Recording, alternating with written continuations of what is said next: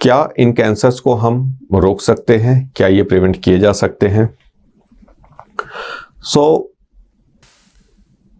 इस तरह की बीमारियों को, जो कैंसर की हैं, खासकर हड्डी मांसपेशी की, अभी तक हम इसे रोक नहीं पाए हैं। कई चीज़ें पाइपलाइन में हैं, जिसमें कि कई स्टडीज़ चल रही हैं कि हम क्या जेनेटिक लेवल पे जो बदलाव हैं उसको रिवर्स कर सकें। मगर अच्छी बात इसमें यह है, जो इस तरह के हमारे बोन एंड सॉफ्ट टिश्यू के कैंसर हैं, दूसरे कैंसर के मुकाबले, जैसे जो आंत का कैंसर है या लंग का कैंसर है, जिसमें सिम्टम्स काफ़ी बाद में आते हैं, जो स्टेज 4 हो जाते हैं, सडनली पता चलता है कि बीमारी बढ़ गई।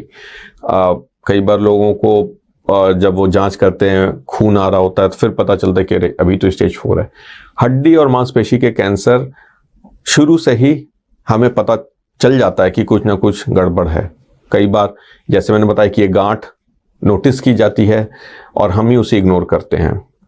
कई बार जो हड्डी में दर्द रहता है, हम उसे नेग्लेक्ट करते हैं, उसे इग्नोर करते हैं, और जब तक बीमारी ना बढ़े तब तक वेट करते हैं। जैसे मैं कई जगह पे जाता हूँ, मैं बिहार, झारखंड, उत्तराखंड, कई जगह पे मेरी बोन कैंसर की ओपीडी रहती है, और मैं इस तरह के केस देखता हूँ। जैसे ये छोटा बच्चा था जिसे मैंने देखा, और इसमें बीमारी इस लेवल पे आ गई कि इसका हाथ एक फुटबॉल की तरह बड़ा हो गया। ये बीमारी इतनी ज़्यादा कैसे बढ़ गई? क्योंकि कहीं ना कहीं पे एक इग्नोरेंस थी, जागरूकता की कमी थी।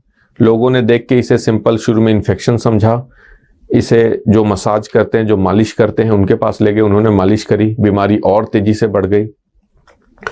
ये जानकारी होना, इसके जो लक्षण हैं, बहुत ज़रूरी है।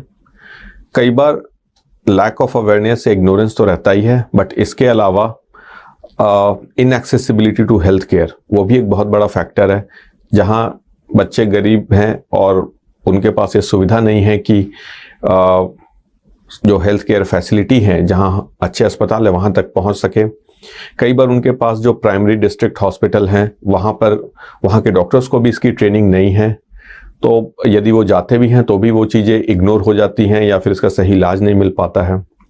तो जो अभी तक इसकी जो फैसिलिटीज़ हैं, कई मेजर सिटीज़ में ही हैं, बट गवर्नमेंट भी इसके बारे में कई चीज़ें कर रही हैं, कई काम कर रही हैं, कई सेंटर्स डेवलप कर रही हैं। छोटे छोटे लेवल पे भी कैंसर के सेंटर्स बनाए जा रहे हैं, और हम यही आशा करते हैं कि इससे लोगों में एक जागरूकता जाए और लोग इस लक्षणों को पहचानें, और यदि किसी को इस प्रकार के कुछ सिम्टम्स हैं या कुछ दिख रहा है तो उसको सही समय पर आकर इलाज कराएं।